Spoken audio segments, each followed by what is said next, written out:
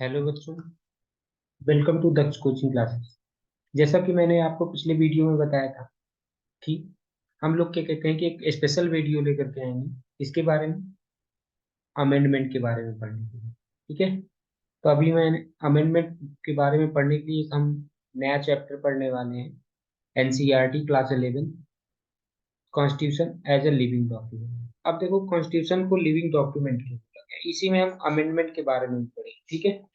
तो कॉन्स्टिट्यूशन को living document क्यों बोला गया है? क्योंकि जो कॉन्स्टिट्यूशन है वो हमारा क्या करता है, keeps responding, keeps responding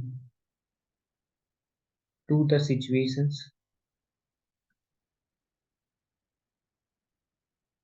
and circumstances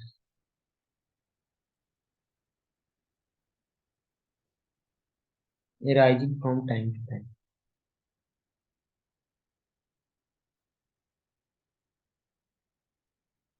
तो देखिए क्या होता है कि समय समय के साथ में क्या हुआ, अलग अलग चैलेंजेस आए। समय समय के साथ में बहुत सारे अलग अलग चैलेंजेस आए, अलग अलग सिचुएशंस आई, हाँ, अलग अलग सर्कमस्टांसेस आए। उन सब में भी हमारा कॉन्स्टिट्यूशन क्या हो रहा है, उनके साथ में चेंज होता जा रहा है। उनके साथ में ये क्या हो रहा है कि चेंज होता जा रहा है, अपने आप को चेंज करता जा रहा है। इसलिए हमने कॉन्स्टिट्यूशन को लिविंग डॉक्यूमेंट बोला। क्या कहते हैं, कॉन्स्टिट्यूशन को क्या बोल रखा है, लिविंग डॉक्यूमेंट बोल रखा है। तो अब देखो क्या होता है कि हमारा कॉन्स्टिट्यूशन कैसा है। सबसे पहले एक क्वेश्चन आता है इस चैप्टर में, जब हम पढ़ना स्टार्ट करते हैं सबसे पहला क्वेश्चन यही आता है, और कॉन्स्टिट्यूशन स्टैटिक? क्या कॉन्स्टिट्यूशन स्टैटिक है? स्टैटिक का मतलब होता है कि क्या एक बार कॉन्स्टिट्यूशन बन गया तो क्या उसमें कोई भी चेंजेस नहीं किए जा सकते? ठीक है। क्या एक बार कॉन्स्टिट्यूशन बन गया तो क्या उसमें चेंजेस नहीं किए जा सकते? तो यहाँ पे देखिए बहुत सारे एग्जांपल्स देखे हुए हैं। इन सब चीजों में मैं न जाते हुए मैं आपको सीधे सीधे मेन बात बताना चाहता हूँ कि देखो भाई क्या हुआ कि बहुत सारे ऐसे कॉन्स्टिट्यूशन थे जिनमें क्या कहते हैं, बहुत बार वो कॉन्स्टिट्यूशन हटे और नए नए कॉन्स्टिट्यूशन आए। जैसे सोवियत यूनियन में 4 कॉन्स्टिट्यूशंस, हाँ, 4 कॉन्स्टिट्यूशंस उसके 74 में, 1918 में एक कॉन्स्टिट्यूशन आया, 1924 में, मतलब नए नए कॉन्स्टिट्यूशन आते रहे। फाइनली 1991 में, हाँ, एक नया कॉन्स्टिट्यूशन बना। तो मतलब देख रहे हो कि कहते हैं कि इतने सारे कॉन्स्टिट्यूशन बने। लेकिन हमारे इंडिया में देखो, अभी अगर देखा जाए तो क्या कहते हैं कि 26 जनवरी हम लोग मना चुके हैं 2023। हाँ, 2023 का हम लोगों ने क्या कहते हैं कि 26 जनवरी मना चुके हैं। और हमारा कॉन्स्टिट्यूशन इम्प्लीमेंट कब हुआ था? 26 जनवरी 1950, 1950 को इम्प्लीमेंट हुआ था। अब से लेकर के यहाँ से यहाँ तक भर में अगर देखा जाए, यहाँ से यहाँ तक भर में देखा जाए तो कितने साल हो चुके हैं? ठीक है, लगभग लगभग 73 ईयर्स हो, लगभग लगभग 73 ईयर्स हो चुके हैं। लेकिन हमारा कॉन्स्टिट्यूशन एक ही चलता है, हमारा एक ही कॉन्स्टिट्यूशन ना, 73 ईयर्स के बाद भी हमारा कॉन्स्टिट्यूशन चलता आ रहा है। उसका मेन रीजन क्या है कि इतने दिन तक क्या कहते हैं कॉन्स्टिट्यूशन हमारा क्यों चलता है? हम्म, क्या हमारा कॉन्स्टिट्यूशन इतना मजबूत है? क्या हमारा कॉन्स्टिट्यूशन इतना मजबूत है कि जो अब तक चलता आ रहा है उसमें कि उसको हटाना नहीं पड़ा? हाँ। तो यानी कि हमें पता है कि ऐसा, क्योंकि हमारा कॉन्स्टिट्यूशन इसलिए चलता आ रहा है क्योंकि हमारा कॉन्स्टिट्यूशन कैसा है, रोबस्ट है और फ्लेक्सिबल भी है।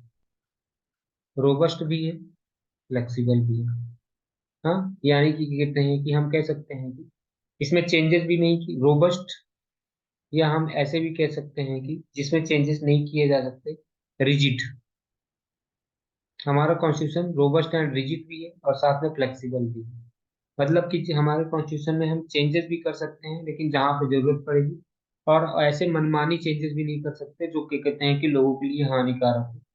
तो ये सारी बातें हमें समझ में आ गई हैं। तो अब अमेंडमेंट क्या होता है क्या नहीं, यहाँ पे एक बैकग्राउंड सा क्रिएट हो जा रहा है, उसको समझते हैं कि हमारा कॉन्स्टिट्यूशन जो है अभी तक चलता है। हाँ, तो बहुत सारे ऐसे तो हमारा कॉन्स्टिट्यूशन क्यों चला है, वन ऑफ द, हाँ, तो देखो हमारा कॉन्स्टिट्यूशन इसलिए चल रहा है, इसलिए अभी तक चल रहा है क्योंकि क्योंकि our constitution accept the necessity of the modification. हमारा कॉन्स्टिट्यूशन, सबसे पहला पॉइंट यहाँ से यहाँ तक ध्यान दें, our constitution accept the necessity of modification according to changing needs of society. तो हमारे क्या कहते हैं कि हमारे कॉन्स्टिट्यूशन ने सबसे पहला ऐसा चीज एक्सेप्ट कर रखा है कि मॉडिफिकेशन हो सकते हैं। जैसे जैसे समाज के क्या कहते हैं कि जैसे जैसे सोसाइटी की नीड्स चेंज होते जाएगी, तो वैसे वैसे हमारे कॉन्स्टिट्यूशन में भी चेंजेस हो सकते हैं। ठीक है। जैसे जैसे हाँ, हमारे सोसाइटीज में चेंजेस आएंगे, हमारी सोसाइटी की नीड्स में चेंजेस आएंगे, वैसे वैसे हमारा कॉन्स्टिट्यूशन भी चेंज हो सकता है। इस वजह से हमारा कॉन्स्टिट्यूशन इतने लंबे चलता रहा। दूसरा कारण ये भी है कि कि there has been enough flexibility of interpretations. हम क्या कर सकते हैं, कॉन्स्टिट्यूशन का जो क्या कहते हैं कि इंटरप्रिटेशन की फ्लेक्सिबिलिटी, कि कॉन्स्टिट्यूशन को समझने, हाँ, इंटरप्रिटेशन मतलब होता है उसका व्याख्या करना, उसको समझने में उसको समझने में फ्लेक्सिबिलिटी है। हाँ, ठीक है। हाँ, चाहे हम पॉलिटिकल प्रैक्टिस की बात करें, चाहे जुडिशियल रूलिंग की, तो क्या हो गया कि हमने क्या कहते हैं कि इसको फ्लेक्सिबल किया, मतलब कि क्या कहते हैं कि इसको अपने तरीकों से समझने की कोशिश की, कॉन्स्टिट्यूशन को हम अपने तरीकों से इसको समझ सकते हैं। तो ये भी एक फायदा रहा, मतलब ये दो कारण रहे हैं जिसकी वजह से कॉन्स्टिट्यूशन हमारा आज तक चलता रहा है। पहला कारण था कि इसमें मॉडिफिकेशन हो सकते हैं जैसे जैसे सोसाइटी की नीड्स चेंजेस होती जाएंगी। हाँ, पहला कारण था कि सोसाइटी की नीड्स के अकॉर्डिंग क्या कहते हैं कि उसमें चेंजेस होते चले जाएंगे। दूसरा कारण ये था कि फ्लेक्सिबिलिटी ऑफ इंटरप्रिटेशन से इस वजह से भी चलता है। ओके, यहाँ तक आपको बातें समझ में आ चुकी हैं। फिर इसके बाद में हम सीधे ये सारी बातें नहीं करेंगे, यहाँ पे हम बात करते हैं कि हमारा कॉन्स्टिट्यूशन कैसा है। हमारा कॉन्स्टिट्यूशन रिजिड तो है ही, साथ में फ्लेक्सिबल। ठीक है। ठीक है। तो कॉन्स्टिट्यूशन हमारा रिजिड होने का मतलब क्या होगा, जब हम कॉन्स्टिट्यूशन को रिजिड की बात करते हैं, तो जब मैं कॉन्स्टिट्यूशन के रिजिड होने की बात करता हूँ तो इसमें चेंजेस बनाने उतने आसान नहीं है जितना सोचा जा सकता है।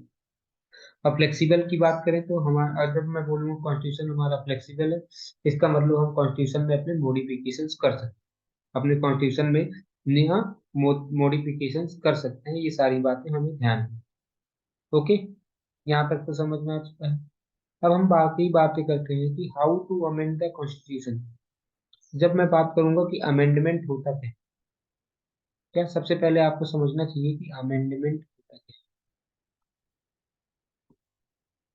जब मैं अमेंडमेंट की बात करूंगा तो addition addition of new provisions,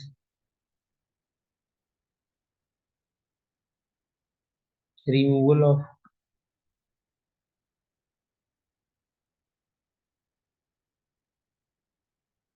any provision, किसी भी प्रोविजन को हटाना in existing provision,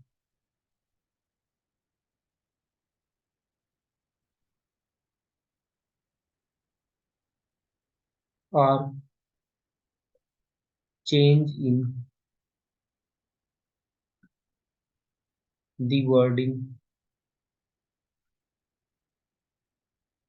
of provisions of, ये सारी चीजें, इन्हें क्या कहा गया, इन्हें ही कहा गया, जितने भी हमारे कॉन्स्टिट्यूशन में प्रोविजंस हैं उनमें क्या कहते हैं कि अमेंडमेंट का मतलब होता है नए प्रोविजंस ऐड करना, या एग्जिस्टिंग प्रोविजन है उसको हटाना, या चेंजेस वर्डिंग में भी चेंजेस करना ही क्या कहलाता है, प्रोविजंस होता है। ठीक है, ये सॉरी, इसी को अमेंडमेंट कहते हैं। अब अमेंडमेंट कितने कैसे कर सकते हैं, तो अमेंडमेंट के लिए आर्टिकल नंबर 368 में लिखा हुआ है। तो जब मैं बात करता हूँ अमेंडमेंट की, तो अमेंडमेंट जो है वो पार्ट नंबर 20, हमें पता है कि हमारे कॉन्स्टिट्यूशन में 25 पार्ट है, उसमें पार्ट नंबर 20 ये जो बात करता है अमेंडमेंट की बात करता है, पार्ट नंबर 20 और आर्टिकल नंबर 368। पार्ट नंबर 20 में आर्टिकल नंबर 368 एक ही आर्टिकल है बस। तो part number 20 and article number 368 talks about the amendment of the constitution.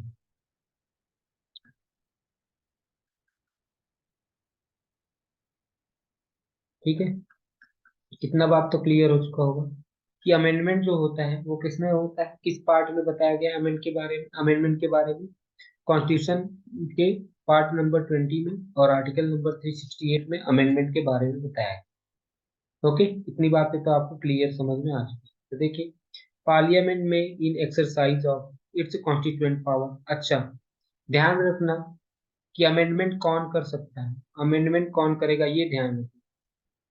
गलती से भी ये मत सोचना कि अमेंडमेंट कौन करेगा, ये नहीं। तो यहाँ पे समझने वाली, अमेंडमेंट करेगा पार्लियामेंट। अमेंडमेंट कौन कर सकता है? कल को पेपर में पूछा जा सकता है कि अमेंडमेंट करने की पावर किसके पास है। केवल और केवल पार्लियामेंट के पास में पावर है। केवल और केवल किसके पास में पावर है? क्या अमेंडमेंट सुप्रीम कोर्ट कर सकती है? जी नहीं। अमेंडमेंट कौन करेगा? पार्लियामेंट करेगा। ओके, अमेंडमेंट करने की पावर किसके पास में? पार्लियामेंट के पास। ठीक है, तो वही लिखा हुआ है कि एडिशन भी किया जा सकता है, वेरिएशन किया जा सकता है, रिपीट कर सकते हैं किसी भी प्रोविजन को। ठीक है, procedure laid down in this article, मतलब आर्टिकल नंबर 368 में जो भी प्रोसीजर से बताया गया है, उसके अकॉर्डिंग हम क्या कहते हैं कि अमेंडमेंट कर सकते हैं। उसके अकॉर्डिंग हम क्या कर सकते हैं कि अमेंडमेंट कर सकते हैं। ओके, तो जैसा कि हमने बताया था कि हमारा जो कॉन्स्टिट्यूशन है वो रिजिड भी है, फ्लेक्सिबल है। Flexible means open to changes. यहाँ पर देखो लिखा भी है, तो फ्लेक्सिबल का मतलब क्या होता है, ध्यान रखिए। Flexible means open to changes and rigid mean resistant to changes. जब मैं बात करता हूँ फ्लेक्सिबल का मतलब क्या होता है, फ्लेक्सिबल का मतलब होता है चेंजेस आसानी से किए जा सकते। फ्लेक्सिबल का मतलब होता है चेंजेस किए जा सकते। रिजिड का मतलब क्या था कि चेंजेस नहीं किए जा सकते या चेंजेस कम किए जा सकते हैं, बहुत ही रिस्ट्रिक्शन है। A constitution that can be very easily change और मॉडिफाइड इज कॉल्ड है फ्लेक्सिबल। जो कॉन्स्टिट्यूशन बड़ी आसानी से चेंजेस किए जा सकते हैं उसे फ्लेक्सिबल कहा है। ओके, इतना बात समझ में है? और विच, हाँ, एक ऐसा constitution which are very difficult to amend, जिसमें चेंजेस करना बड़ा कठिन है। जिसमें चेंजेस करना बड़ा कठिन है, उन्हें क्या बोला गया? Rigid constitution. उन्हें क्या बोला गया? Rigid constitution. और इंडिया के जो कॉन्स्टिट्यूशन है, इंडियन कॉन्स्टिट्यूशन जो है उसमें दोनों ही कैरेक्टरिस्टिक है। इंडियन कॉन्स्टिट्यूशन जो है वो रिजिड है, रिजिड के साथ साथ में rigid as well as flexible भी है। उसका रीजन क्या है कि उसमें चेंजेस करना भी आसान है और चेंजेस ना करना भी आसान। तो हमारा अगला क्वेश्चन जो आता है, जो सबसे मोस्ट इंपॉर्टेंट क्वेश्चन है कि हाउ टू अमेंड द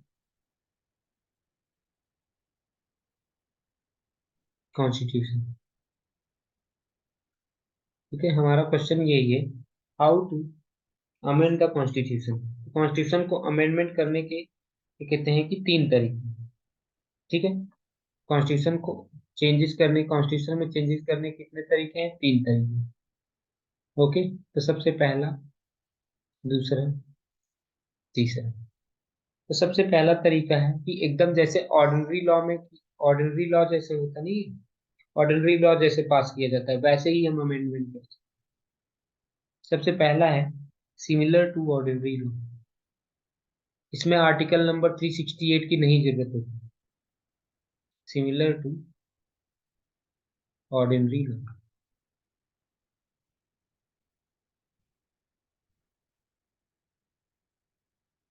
ठीक है, तो इसमें एक सिंपल मेजोरिटी की जरूरत होती है।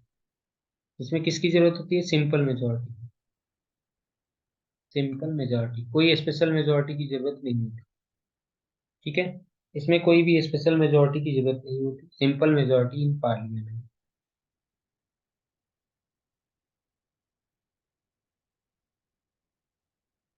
ओके, यहाँ तक बात समझ में आई? तो क्या इसमें स्पेशल मेजोरिटी की जरूरत पड़ती है क्या? नो, कोई भी। No need of article 68। No need of article 368। यहाँ पे आर्टिकल नंबर 368 की भी जरूरत नहीं पड़ती, ऑलरेडी मेंशन्ड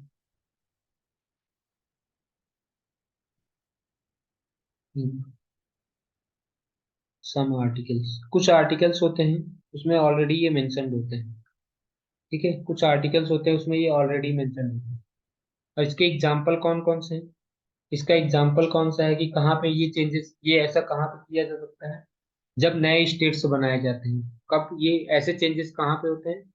जब नए स्टेट्स बनाए जाते हैं। ये ऐसे चेंजेस कहाँ पे होते हैं? इसका एग्जाम्पल कौन सा है कि जब क्या कहते हैं कि आपको हाँ, एक एग्जांपल ऐसा बताओ कि जहां पे आपको इसकी जरूरत नहीं है। इसकी जरूरत नहीं है आर्टिकल 368 की। तो आर्टिकल 368 की जरूरत तब नहीं पड़ती जब फॉर्मेशन ऑफ न्यू स्टेट्स होती। फॉर्मेशन ऑफ न्यू स्टेट्स, तब आपको आर्टिकल 368 की जरूरत नहीं पड़ती है। ठीक है, इतना बात समझ में आएगी? समझ, जब फॉर्मेशन ऑफ न्यू स्टेट्स होता है तब आपको क्या कहते हैं कि किसी भी, मतलब सिंपल मेजोरिटी किसी भी जरूरत होती है और वहां पे चेंजेस ला सकते हैं। लेकिन जो सेकेंड टाइप का है, सेकेंड टाइप का जो अमेंडमेंट होता है इसमें क्या होता है, by special majority in parliament. जो सेकेंड टाइप का अमेंडमेंट होता है इसमें क्या होता है, स्पेशल मेजोरिटी की, स्पेशल मेजोरिटी इन पार्लियामेंट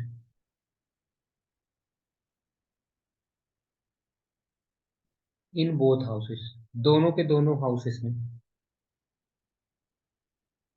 ठीक है, ठीक है, सेपरेटली दोनों के हाउस, दोनों हाउसेस में, दोनों हाउसेस में क्या चाहिए, स्पेशल मेजोरिटी चाहिए, पहला चीज। और दूसरा चीज क्या चाहिए यहाँ पे, आर्टिकल नंबर 368। ये किससे वो होता है, आर्टिकल 368, आर्टिकल 368 के अकॉर्डिंग होगा। ओके, इसका एग्जाम्पल कौन सा है, इसका एग्जाम्पल है changes in fundamental rights. Changes in fundamental rights, अगर फंडामेंटल राइट्स में आपको चेंजेस करने हैं तब आपको क्या कहते हैं कि स्पेशल मेजोरिटी की जरूरत पड़ेगी। अगर फंडामेंटल राइट्स में आपको चेंजेस करने हैं तब आपको किसकी जरूरत पड़ेगी, स्पेशल मेजोरिटी की जरूरत पड़ेगी। ओके, यहाँ तक क्लियर है? स्पेशल मेजोरिटी की जरूरत आपको कब मिल रही है, जब फंडामेंटल राइट में चेंजेस करने पड़ रहे हैं, जब आपको डीपीएसपी में चेंजेस करने पड़ रहे हैं।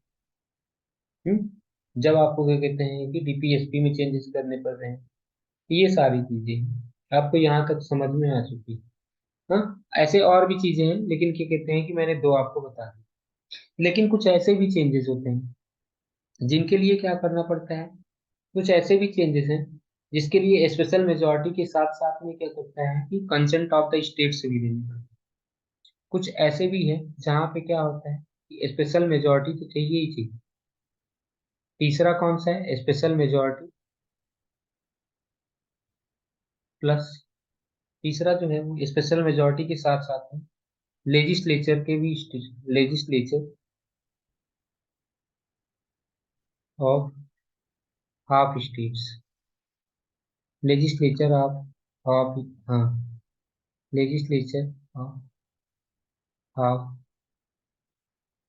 स्टेट्स, इनकी भी हाँ करनी पड़ेगी। हाँ, जितने भी देश में स्टेट्स हैं उनके आधे, कम से कम आधे स्टेट्स के हाँ चाहिए। ठीक है, ये भी, इसमें भी आर्टिकल 368 होता है, आर्टिकल 368 इसमें भी फॉलो होता है। और ध्यान में रखना है कि इसमें कौन कौन सी चीजें आती हैं, जैसे इलेक्शन ऑफ प्रेसिडेंट, इसका एग्जाम्पल में क्या आ जाएगा, इलेक्शन ऑफ प्रेसिडेंट में चेंजेस करना है। Supreme court and high court में कुछ चेंजेस करने होंगे, supreme court and high court में कुछ चेंजेस करने होंगे, तब आपको क्या करना पड़ेगा कि क्या कहते हैं कि आर्टिकल 360, मतलब कि स्पेशल मेजोरिटी के साथ साथ में लेजिस्लेचर ऑफ ऑफ स्टेट से भी चाहिए। ठीक है, यानी कि अब तक आपको एक बात समझ में आई, अब तक जो बात आपको समझ में आई कि हम क्या कहते हैं कि कैसे चेंजेस कर सकते हैं। तो कॉन्स्टिट्यूशन में अमेंडमेंट तीन तरीके से किए जा सकते थे। पहला तरीका था अमेंडमेंट करना है सिंपल मेजोरिटी से, पहला तरीका था amendment by simple majority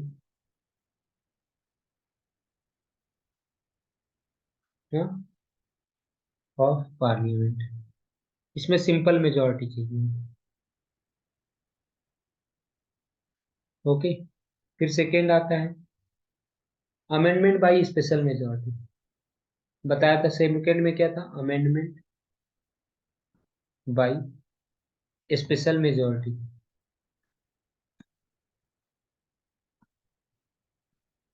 okay, इसमें क्या था, अमेंडमेंट बाय स्पेशल मेजोरिटी, और इसके साथ में ही एक चीज और था, हाँ, ऑफ पार्लियामेंट। इसमें आर्टिकल पहले वाले में क्या कहते हैं कि क्या आर्टिकल 368 की जरूरत पड़ती थी क्या? नहीं। सेकंड में आर्टिकल 368 की जरूरत पड़ती है क्या? हाँ। थर्ड, अमेंडमेंट करना है, amendment by special majority of the parliament, special majority of parliament. और साथ में ही क्या कहते हैं, and ratification of half of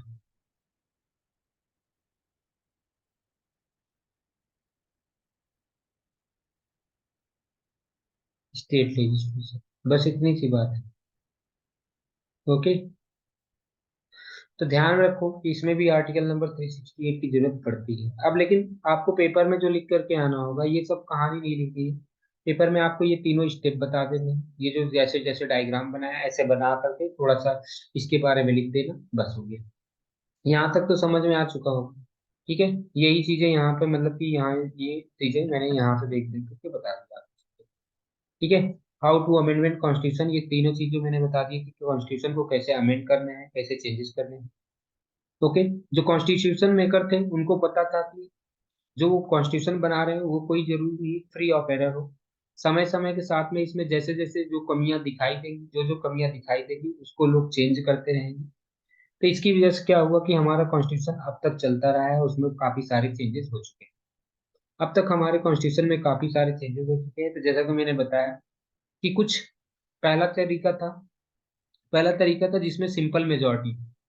हाँ, जैसे सिंपल लॉ पास होता है ना, वैसे वैसे चेंजेस कर सकते हैं। पहला तरीका था no special procedure for the amendment is required in such cases. कुछ ऐसे केसेस होते हैं, जैसा कि अभी मैं समझा रहा था आपको, कि कुछ ऐसे केसेस होते हैं जहाँ पे कोई स्पेशल प्रोसीजर की नहीं जरूरत होती है, अमेंडमेंट के लिए कोई स्पेशल प्रोसीजर की जरूरत नहीं होती है।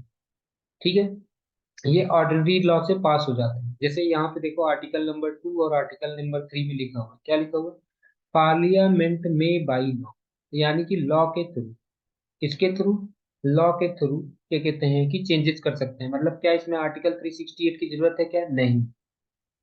नहीं। तो जब क्या कहते हैं कि नए admit into union and new states, जैसा कि मैंने बताया था कि नए स्टेट्स बनाने होंगे या नए यूनियन टेरिटरीज बनाने, तो क्या आर्टिकल में चेंजेस लाने की, क्या अमेंडमेंट मतलब कि क्या आर्टिकल 368 की जरूरत पड़ेगी क्या? नहीं। तो ठीक है। तो आर्टिकल 368 की जरूरत कुछ में नहीं पड़ती। तो यहाँ तक हमारे समझ में आ जाए।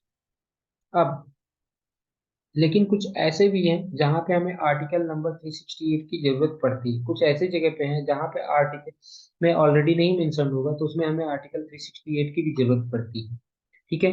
अब आर्टिकल नंबर 368 का यूज करके हमने बताया था दो तरीके से यूज किया जाता है। एक तो होता है without ratification of the state, जिसमें स्टेट्स की हाँ नहीं चाहिए। लेकिन एक ऐसा भी था जिसमें स्टेट्स की हाँ भी चाहिए। ठीक है। तो देखो, there are two methods of amending the constitution, they apply to different sets of articles of the constitution. बताया था कि एक ऐसे थे जहां पे अमेंडमेंट क्या होता था, स्पेशल मेजोरिटी की, दोनों हाउसेस की स्पेशल मेजोरिटी चाहिए होती है, दोनों हाउसेस की।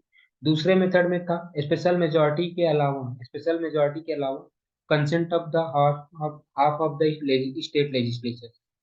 मतलब वो जो आपने ऊपर पढ़ा था उसी को यहाँ पे लिखा हुआ है। सिंपल सी बात मैं बता रहा हूँ कि इसको लिखना उतना नहीं है यहाँ पे। वो ऊपर मैंने आपको ये जो बातें बता रखी हैं वही चीजें यहाँ पे लिख, वो चीजें यहाँ पे लिखी हुई है। यहाँ पे ये सारी चीजें स्टेटमेंट में लिखी हुई है। तो वही मैं बता रहा था कि स्टेटमेंट में अब तक हम केवल यही बातें बार बार समझ में आ रही है चीजें, कि वही चीजें बार बार रिपीट होती है। ठीक है। Note that all the amendment to the constitution are initiated by only in parliament. ध्यान में रखिए कि जो कॉन्स्टिट्यूशन के जो अमेंडमेंट होते हैं क्या वो स्टेट लेजिस्लेचर से शुरू हो सकते हैं क्या? नहीं। जितने भी कॉन्स्टिट्यूशन में चेंजेस होंगे या अमेंडमेंट होंगे वो कहाँ से इनिशिएट होंगे? पार्लियामेंट से। ये इंपॉर्टेंट बात है कि जो कॉन्स्टिट्यूशन में जो चेंजेस होते हैं, जो कॉन्स्टिट्यूशन में चेंजेस होते हैं उनको इनिशिएट कहाँ से किया जा सकता है? पार्लियामेंट में। अब पार्लियामेंट में भी क्या लोकसभा से या राज्यसभा से? तो कहीं से भी किया जा सकता है। पार्लियामेंट में भी क्या कहते हैं कि लोकसभा या राज्यसभा कहीं से भी किया जा सकता है। नोट करने ये वाली ये बात है कि पार्लियामेंट के अलावा कोई चेंजेस को इनिशिएट नहीं कर सकता। हाँ, कोई, हाँ ठीक है, चाहे वो कॉन्स्टिट्यूशन कमीशन हो या सेपरेट बॉडी, जैसे अमेंडिंग द कॉन्स्टिट्यूशन, ऐसा कुछ नहीं होने वाला, ठीक है। तो हमारे यहाँ जो कॉन्स्टिट्यूशन में चेंजेस करता है वो कौन करता है? पार्लियामेंट करता है। हमारे यहाँ कॉन्स्टिट्यूशन में जो चेंजेस करता है वो कौन करता है? पार्लियामेंट करती है। इतना बात समझ आए? ओके। और ध्यान रखना कि पार्लियामेंट, कोई भी हमें यहाँ पे कोई रेफरेंडम वगैरह की जरूरत नहीं है, कोई रेफरेंडम वगैरह की जरूरत नहीं है यहाँ पे, अब ध्यान रखना। अब अगला क्वेश्चन, यहाँ से एक चीज ध्यान में रखना है, एक चीज क्लियर करके रखना है कि an amendment bill goes to the president for his assent, but in this case, president has no power to send it back for reconsideration. याद करो जो मैंने बताया था कि नॉर्मल बिल को क्या कहते हैं? नॉर्मल बिल को पास करने से पहले, नॉर्मल बिल को पास करने से पहले क्या नाम है कि प्रेसिडेंट क्या कर सकता है? वापस भेज सकता था। नॉर्मल बिल को पास करने से पहले प्रेसिडेंट क्या कर सकता था? वापस भेज सकता था कि भाई क्या कहते हैं कि अपने रिकंसिडरेशन के लिए। बट क्या वो अमेंडमेंट बिल को रिकंसिडरेशन के लिए वापस भेज सकता है क्या? नहीं। अमेंडमेंट बिल को रिकंसिडरेशन के लिए वापस नहीं भेज सकता। किसके लिए नहीं भेज सकता? रिकंसिडरेशन के लिए वापस नहीं भेज देगा, उसको हाँ करना ही पड़ेगा, ठीक है। रिकंसिडरेशन के लिए वापस नहीं भेज सकता तो उसको हाँ करना ही पड़ेगा प्रेसिडेंट। प्रेसिडेंट क्या बाकी बिलों की तरह इसको भी वापस भेज सकता है क्या? नहीं। इसको ऑर्डिनरी बिल की तरह क्या इसको वापस भेज सकता है रिकंसिडरेशन के लिए क्या? तो नहीं, ठीक है। तो यानी कि इससे पता चलता है कि हमारा कॉन्स्टिट्यूशन काफी रिजिड है। हाँ, कितना मतलब रिजिड है और कितना कॉम्प्लिकेटेड प्रोसेस है, ठीक है। और constitution avoid this, this makes a constitution, देखो थोड़ा सा सिंपल बना दिया है कि इसमें कोई चेंजेस वगैरह नहीं होनी चाहिए, ये सब की परेशानी नहीं आनी चाहिए। और जैसा कि मैंने बताया था, कॉन्स्टिट्यूशन अमेंडमेंट कहाँ से शुरू हो सकता है? कॉन्स्टिट्यूशन अमेंडमेंट या तो लोकसभा से शुरू होगा या तो राज्यसभा से शुरू हो जाए, ऐसा कोई जरूरी नहीं है कि लोकसभा से ही शुरू हो। साथ में समझने वाली बात ये भी है कि कॉन्स्टिट्यूशन में चाहे जो अमेंडमेंट होगा वो चाहे लोकसभा से शुरू होगा या राज्यसभा से। इतनी बातें हमारे समझ में आ चुकी है। क्या इसको राष्ट्रपति यानी प्रेसिडेंट क्या वापस कर सकता है बिल को रिकंसिडरेशन के लिए? नहीं। उसको पहली ही बार में ही उसको अपना असेंट यानी कि उसको हाँ कहना पड़ेगा, उस बिल को एक्सेप्ट करना पड़ेगा। ओके। इतना बात समझ में आई नहीं? समझे? यानी कि हमें पता चल गया कि the sovereignty of elected representative is the basis of the amendment of the procedure. यानी कि जो भी इलेक्टेड रिप्रेजेंटेटिव्स हैं, वही केवल और केवल चेंजेस के लिए रिस्पॉन्सिबल हैं, वही केवल और केवल चेंजेस के लिए रिस्पॉन्सिबल है। यानी कि अमेंडमेंट प्रोसीजर के लिए जो क्या कहते हैं बेसिस क्या है, what is the basis for amendment procedure? Paper में आ सकता है, what is the basis of the amendment procedure, तो बता देना sovereignty of elected representative. Sovereignty of elected representative is the basis of amendment procedure, ठीक है। अमेंडमेंट प्रोसीजर के लिए जो सबसे मेन जो है वो कौन है? वो है सॉवर्निटी ऑफ इलेक्टेड रिप्रेजेंटेटिव्स। यानी कि जो इलेक्टेड रिप्रेजेंटेटिव है वही क्या कहते हैं कि चेंजेस कर सकते हैं। ओके, उनके हाथों में ही फाइनल डिसीजन है चेंजेस के। यहाँ तक आपको बात समझ में आ जाए? अभी तक मैं बार बार वर्ड यूज कर रहा था स्पेशल मेजोरिटी। अब हमें समझने की जरूरत है कि ये स्पेशल मेजोरिटी है क्या। क्या समझने की जरूरत है कि ये स्पेशल मेजोरिटी है? तो सिंपल सी बात है कि स्पेशल मेजोरिटी के लिए दो स्टेप्स होते हैं। एकदम सिंपल बात है, इसको ज्यादा बड़ा ना बनाते हुए एकदम सिंपल से एकदम दो दो पॉइंट में समझेंगे कि सिंपल मेजोरिटी का स्पेशल मेजोरिटी का मतलब क्या है। जब कभी भी बिल पास होगा, ठीक है, when the bill is passed in each house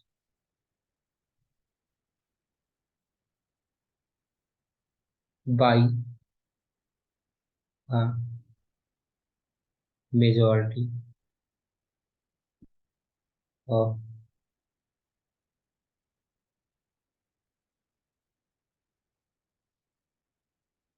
total membership of house.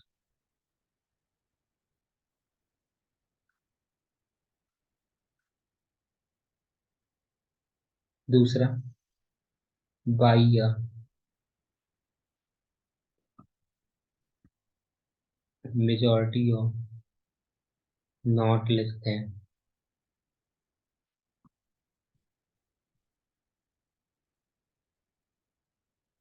2/3 of members of that house present and voting.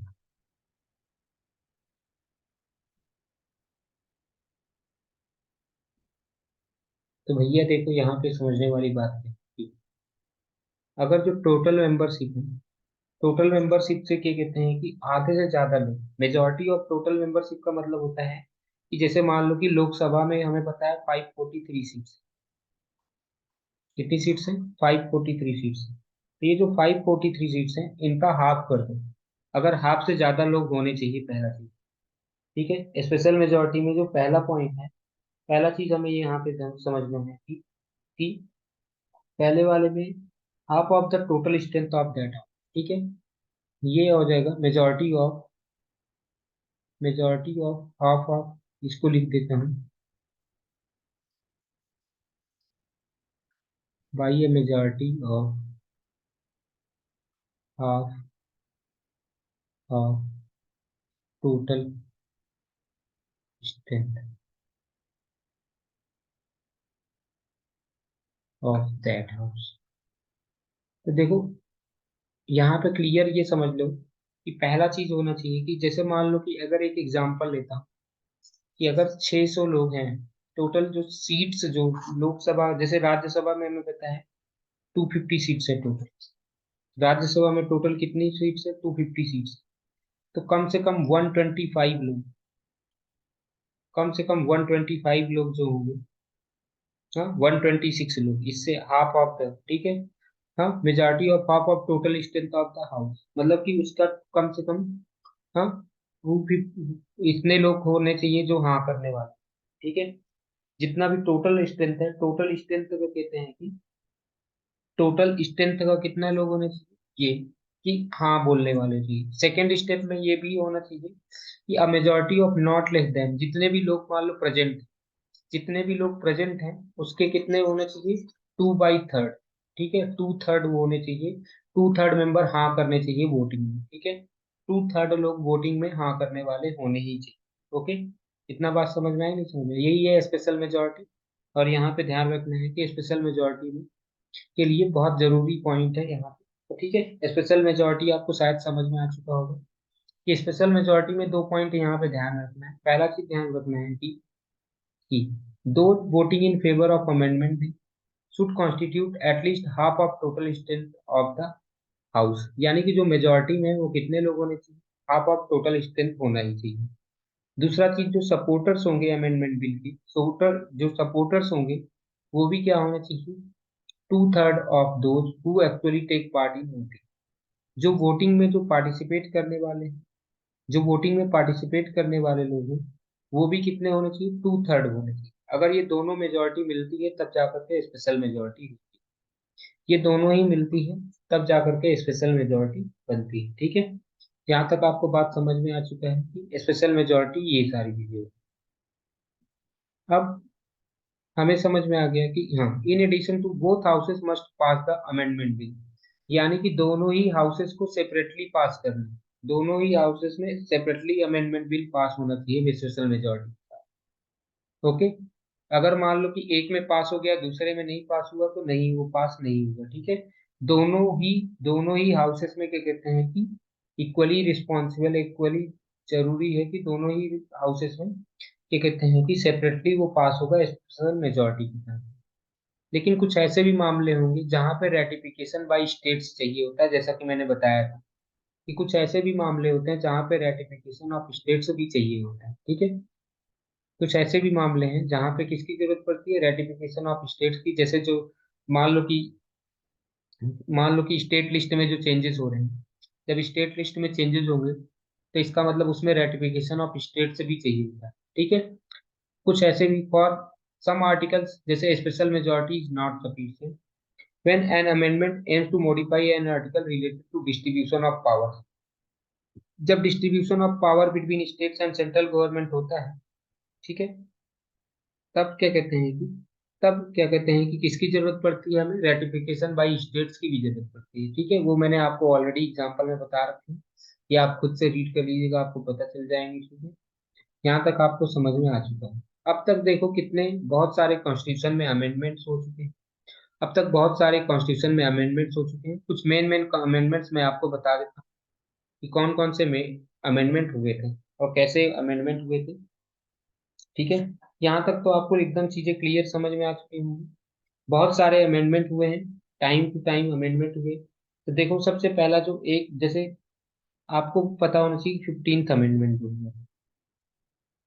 15th amendment में क्या हुआ? 15th अमेंडमेंट में क्या हुआ था कि जो हाई कोर्ट के जो जजेस हैं, हाँ, ठीक है, 15th अमेंडमेंट में क्या हुआ, increase the age of retirement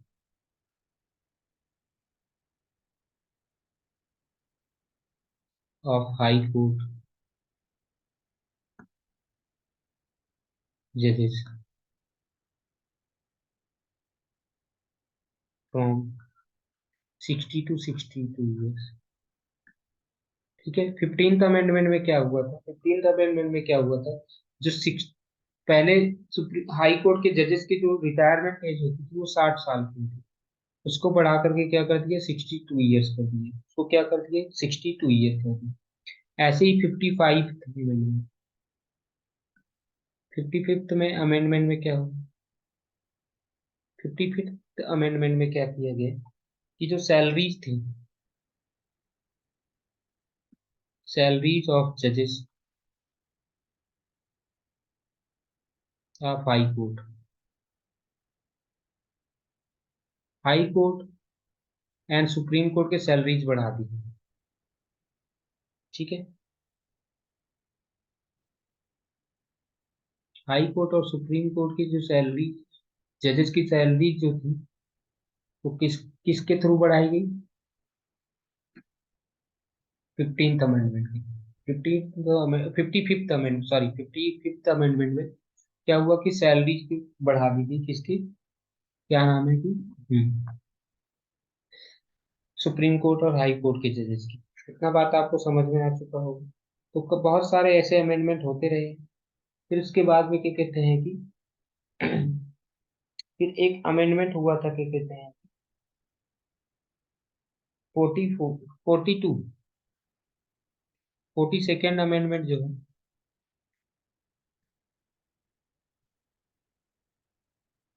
इसमें फंडामेंटल ड्यूटीज ऐड की गई। क्या क्या ऐड किए गए, फंडामेंटल ड्यूटीज ऐड की गई। ठीक है, इसी में आपको क्या कहते हैं कि 42 वाले में ही क्या कहते हैं कि फंडामेंटल ड्यूटी ऐड कर दी गई। ओके, यहाँ तक आपको बात पता होनी चाहिए। और और क्या क्या हुआ था, देखो 42 अमेंडमेंट में मैं सीधा यहाँ पे आता हूँ, आपको बताता हूँ। देख,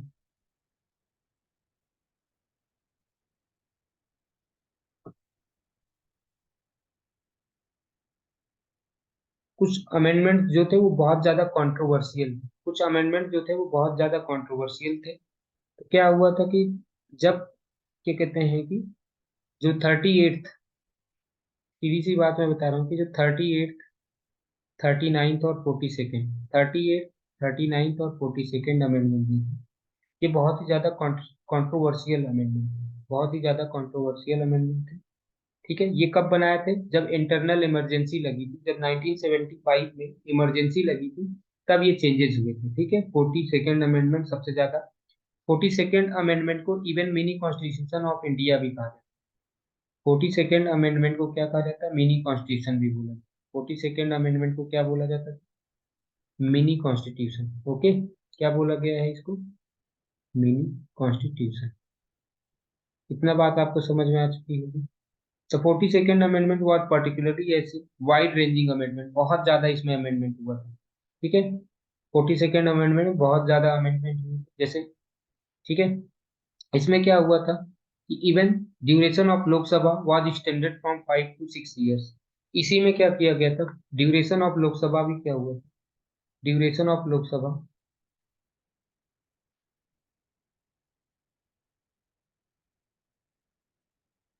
5 से 6 साल कर दिए गए। जैसे 5 ईयर्स होता है तो उसको 6 साल कर दिया। कितना साल का कर दिए थे? 6 साल का कर दिए।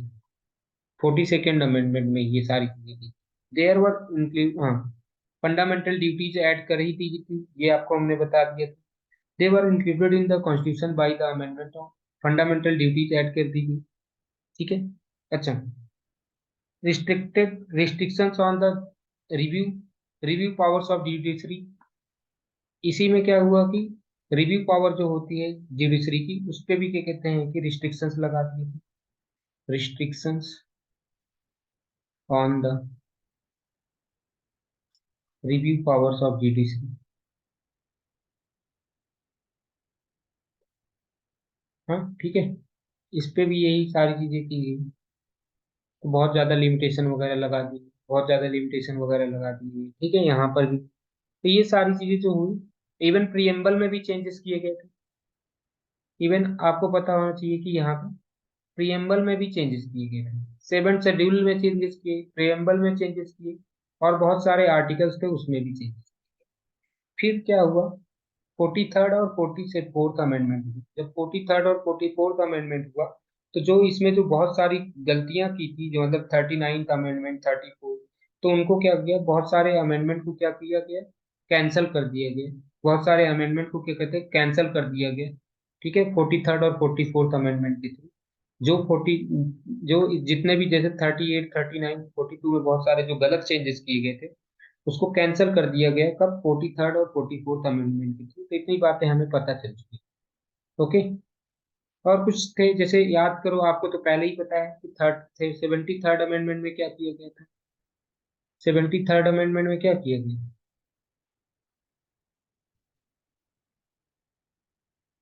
हाँ, 73rd में वो पंचायती राज।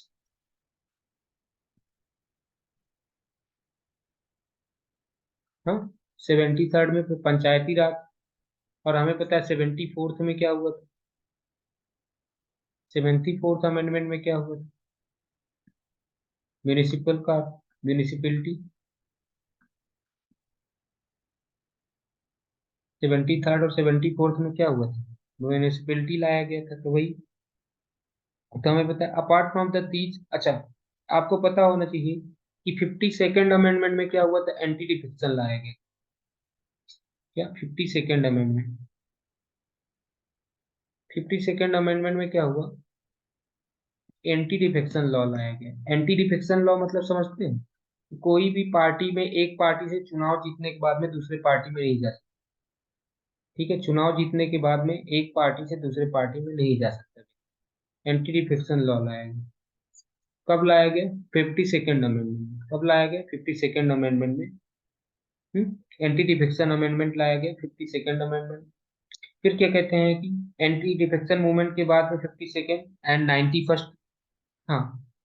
अच्छा, एंटी डिफेक्शन से और एक अमेंडमेंट रिलेटेड है, 91st अमेंडमेंट।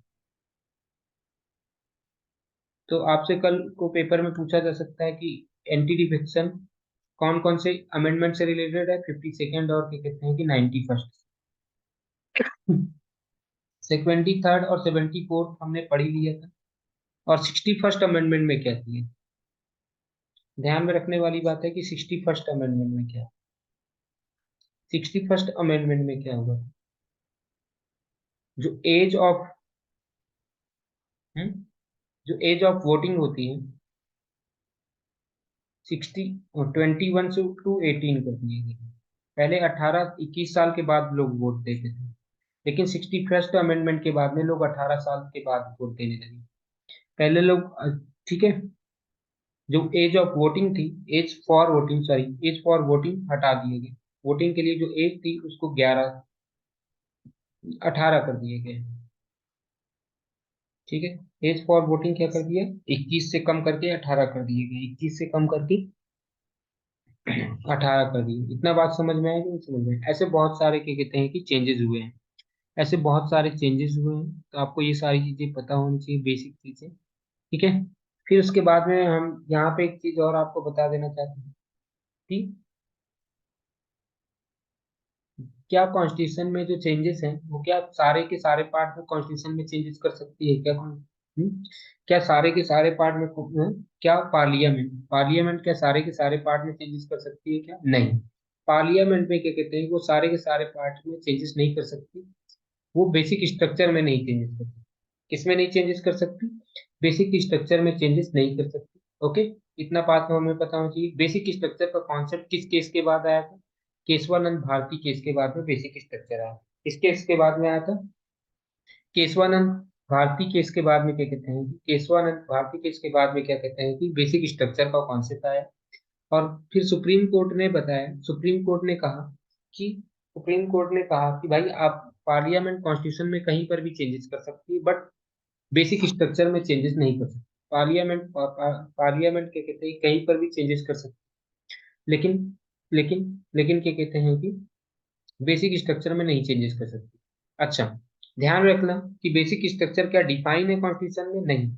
कॉन्स्टिट्यूशन में कोई भी बेसिक स्ट्रक्चर डिफाइन नहीं है। ठीक है, कॉन्स्टिट्यूशन में क्या कहते हैं, कोई भी मेंशन नहीं है बेसिक स्ट्रक्चर। सुप्रीम कोर्ट ने कहा है कि हम टाइम आने पे क्या कहते हैं, बेसिक स्ट्रक्चर बताएंगे कि क्या होगा क्या नहीं।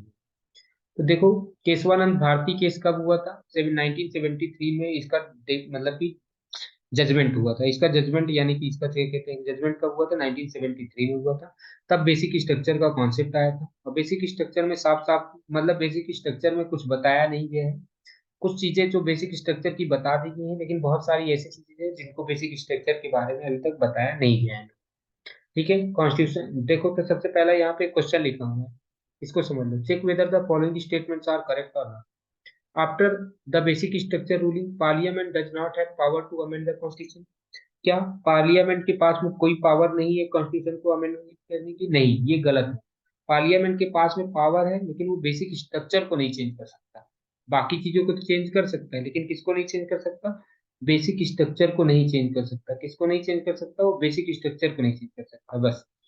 बाकी तो पावर तो है उसके पास amendment. The supreme court have given clear list of the basic features of the constitution. नहीं। क्या सुप्रीम कोर्ट ने कोई क्लियर लिस्ट दिया है क्या बेसिक स्ट्रक्चर का? नहीं, क्लियर लिस्ट नहीं दिया हुआ। अगला, judiciary has power to decide whether an amendment violates the basic structure और नॉट। हाँ, जुडिशरी के पास में ये पावर है कि वो डिसाइड करेगा कि बेसिक स्ट्रक्चर को वायलेट किया है कि नहीं वायलेट किया है। Kesavananda Bharati ruling set has clear limits on the parliament power to amend the constitution. नहीं, वो पार्लियामेंट के Kesavananda Bharati ruling has set clear limits on parliament power to amend the constitution. हाँ, ठीक है, ये भी सही है कि क्या कहते हैं कि हाँ, कि उन्होंने क्या कहते हैं कि एक लिमिट रख दिया किन किन चीजों पे कि जो बेसिक बेसिक स्ट्रक्चर पे नहीं चेंजेस कर सकते, बस बाकी चीजों पे तो चेंजेस कर सकते हैं, आप बेसिक स्ट्रक्चर में नहीं चेंजेस कर सकते। बस यहाँ पे एक थोड़ा सा ध्यान रखना है कि क्लियर लिमिट्स क्या मतलब कि जो बेसिक स्ट्रक्चर है, अब बेसिक स्ट्रक्चर को डिफाइन डिसाइड कौन करेगा? जुडिशरी करेगी। तो ये सारी बातें आपको ध्यान रखना है। ओके, तो हम लोगों ने यहाँ तक पढ़ लिया और इस प्रकार से ये हमारा चैप्टर खत्म हो गया। इस चैप्टर में इतना ही चीजें आ रही हैं। ओके।